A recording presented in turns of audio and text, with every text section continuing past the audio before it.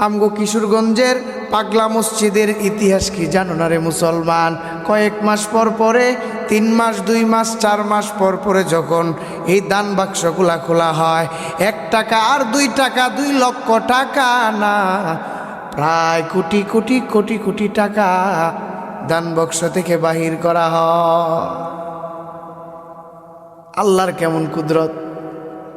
অথচ স্পেশাল কিছু আছে এই মসজিদে, কেউ বলতে পারবেনি। যেইভাবে দালান আছে, যেইভাবে বিল্ডিং আছে, তবে হ্যাঁ, এটা সত্য, মসজিদটা অনেক পুরনো। 200-250 বছর আগের এই মসজিদ, আমাদের কিশোরগঞ্জের পাগলা মসজিদ। পাগলা মসজিদের বড়ই ইতিহাস। দেখবেন আপনি যদি কয়েক মিনিট দাঁড়ায় থাকেন, দেখেন বারবার হাজার হাজার টাকা ঢুকে যাইতেছে।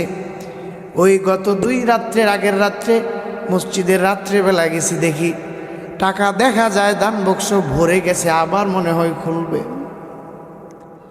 অথচ এমনও মসজিদ আছে টাইলস নাই, মসজিদের ভালো কোনো কোয়ালিটি নাই, সুন্দর নাই। আর আল্লাহর এমন কুদরত, শুধু মুসলমানেরাই এই কিশোরগঞ্জ পাগলা মসজিদে দান করে বিষয়টা এমন না, হাজার হাজার হিন্দু খ্রিস্টানেও আইসা দান করতেছে। হাজার হাজার হিন্দুরা আইসা মসজিদের সামনে চায়। কেন চায় আল্লাহ জানে, কি চায় হিন্দুরা এখানে।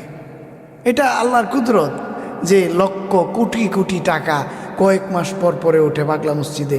আপনি একটা জিনিস চিন্তা করেন, সাধারণত কত জায়গায় আপনি পাবেন, কয় জায়গায় এভাবে টাকা পাবেন? আছে সব জায়গায়।